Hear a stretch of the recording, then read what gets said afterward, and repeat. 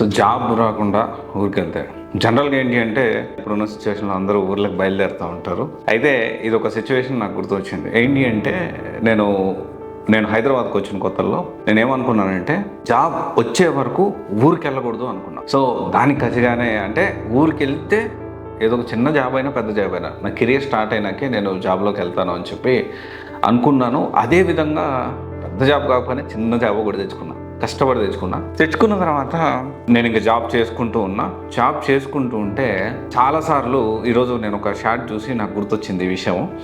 So ఏదో reel చూశాను, అప్పుడు నాకు ఈ విషయం గుర్తొచ్చింది. ఏంటి అంటే జాబ్ వచ్చిన తర్వాత సంగతి నాకు ఊరికి వెళ్ళాలనిపించేది, కానీ ఊరికి వెళ్ళి రావాలి అంటే ఒక 1500 అవుతుంది. మా ఊరు ప్రకాశం డిస్ట్రిక్ట్ దగ్గర మా చిన్న ఒక ఊరు అనమాట. సో టౌన్, సో మా ఊరు కందుకూరు. అయితే ఆ టైంలో ఊరికి వెళ్ళి రావాలి అంటే ఖచ్చితంగా లేదని ఒక 1500 రూపాయలు అటు 2000 అవుతాయి.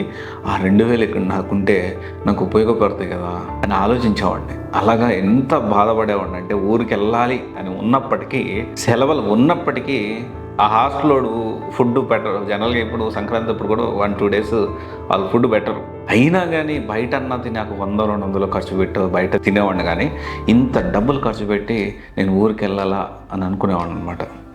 ఇప్పుడున్న సిచ్యువేషన్ కూడా యాక్చువల్లీ నేను ఇప్పుడు మా ఫ్యామిలీతో వెళ్తూ ఉన్నాను. సో ఫ్యామిలీతో వెళ్తా ఉంటే ఖచ్చితంగా కార్ తీసుకొని వెళ్తాం కాబట్టి సరే ఇప్పుడున్న పరిస్థితుల్లో వెళ్ళగలుగుతున్నాను నేను. కానీ టికెట్స్ చూశాను నేను, మన సివిఎస్సిలో వర్క్ చేసే ఎంప్లాయీస్ వాళ్ళు వెళ్తూ ఉంటే అసలు ఎట్లున్నాయి ఏంటి టికెట్స్ ఎలా ఉన్నాయంటే 3000, ఒంగోలుకి 2000, 2500 ఇంత టికెట్స్ ఉన్నాయి. ఇక్కడ ఊరికి సరే ఇక మనము మాట్లాడదాము, టికెట్స్ రేట్లు ఎక్కువైపోతూ ఉన్నాయి, సో మనము పోరాటం చేస్తామంటే ఇప్పుడు మనం జాబ్ చేసుకునే వాళ్ళు అయితే అవ్వగదు కదా. పరిస్థితులు రోజు రోజుకి అప్పటికి ఇప్పటికీ దాదాపు ఇప్పుడు పెట్రోల్ కాస్ట్ అరౌండ్ 100+ ఉంది. సో 106, 107 ఎంత ఉంది. సో డీజిల్ కాస్ట్ కూడా అరౌండ్ 100 ఉంది. సో ఇప్పుడు ఉన్నది 2 తెలుగు స్టేట్స్లో కూడా. అండ్ ఒకప్పుడు 60-70 ఉండేది. ఇక్కడ మనం అర్థం చేసుకోవాల్సిన విషయం ఏంటి అంటే ఫస్ట్ పాయింట్ నేను మీకు ఏం చెప్పదలుచుకున్నానంటే ఇప్పుడు ఆప్షన్ లేదు గైస్, కష్టపడాల్సిందే. జాబ్ రాకముందు ఇప్పుడైతే ఊరికి వెళ్ళండి, అందరికీ సంక్రాంతి శుభాకాంక్షలు ముందుగా. అయితే నేను ఇక్కడ ఏం చెప్పదలుచుకున్నానంటే వచ్చిన తర్వాత జాబ్ వచ్చే వరకు ఒక మైండ్ సెట్ ఉండండి. 4 రోజులు మంచిగా ఎంజాయ్ చేయండి, ఫ్యామిలీతో టైం స్పెండ్ చేయండి. కానీ నెక్స్ట్ వస్తారు కదా, వచ్చిన తర్వాత జాబ్ వచ్చే వరకు మొదటి జీతం అందుకొని ఫస్ట్ మీ జీతం తీసుకొని ఆ జీతంతో ఇంట్లో వాళ్ళ మీ అమ్మ నాన్నకి బట్టలు తీసుకొని అప్పుడు వెళ్ళండి మీ డబ్బులతో మీరు ఊరికి. అలాంటి ఒక కమిట్మెంట్, స్ట్రిక్ట్ కమిట్మెంట్ తీసుకోండి. ఏదో క్యాజువల్గా ఏదో చాలా ఈ మధ్యకాలంలో కొంతమందికి ఏమైపోతా ఉందంటే సంక్రాంతి అయిపోయింది, తర్వాత ఏమొస్తుంది, తర్వాత ఇంకో పండుగ వస్తుంది, తర్వాత ఉగాది వస్తుంది, ఆ తర్వాత ఇంకో పండుగ వస్తుంది. ఇంతేనా జీవితం? నిజంగా అసలైన పండుగ, అసలైన లైఫ్, అసలైన హ్యాపీనెస్ మీరు ఎప్పుడైనా గుర్తుపెట్టుకోండి. జాబ్ వచ్చిన వాళ్ళు అడగండి, జాబ్ వచ్చిన తర్వాత ఊరికి వెళ్ళాలి, సక్సెస్ అయిన తర్వాత ఊరికి వెళ్ళాలి అని ఒక రకమైన ఒక ఎగ్జైట్మెంట్ ఉంటుంది. అంటే నేనేమంటున్నానంటే అదొక గర్వం. నేను జాబ్ తెచ్చుకున్నాను, అదొక రకమైన ప్రౌడ్ మూమెంట్. తప్పు కాదు అది. జాబ్ రాకుండా ఊరికి వెళ్తున్నారా? జాబ్ రాకుండా కెరీర్ మీద ఫోకస్ పెట్టకుండా ఆలోచించండి, సీరియస్గా తీసుకోండి. సో ఊరికి వెళ్ళేటప్పుడు ఇదొకటి, ఊరికి వెళ్ళండి అందరూ. నేను కూడా వస్తున్నా. సో అందరూ హ్యాపీగా పేరెంట్స్ తోటి ఫ్యామిలీతో ఎంజాయ్ చేద్దాము.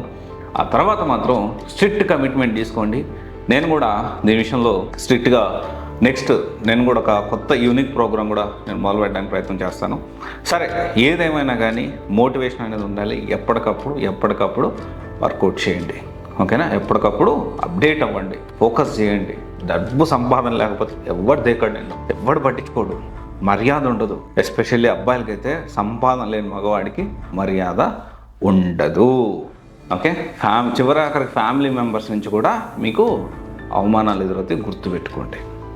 ఒక టైంలో తెలియకుండానే అమ్మా నాన్న కూడా మనల్ని అరిసే పరిస్థితి వస్తుంది. అంత దూరం మనం తెచ్చుకోవద్దు. ఎనీవే ఇదొకసారి ఆలోచించండి జాగ్రత్తగా. సో జాబ్ వచ్చాకే ఊరికి వెళ్ళండి, ఇప్పుడు కాదు, వెళ్ళొచ్చిన తర్వాత. ఇప్పుడు వెళ్ళండి, అందరూ వెళ్ళాలి. ఇప్పుడు తల్లిదండ్రులు అమ్మ నాన్న వెయిట్ చేస్తూ ఉంటారు. Okay, all the best, thank you.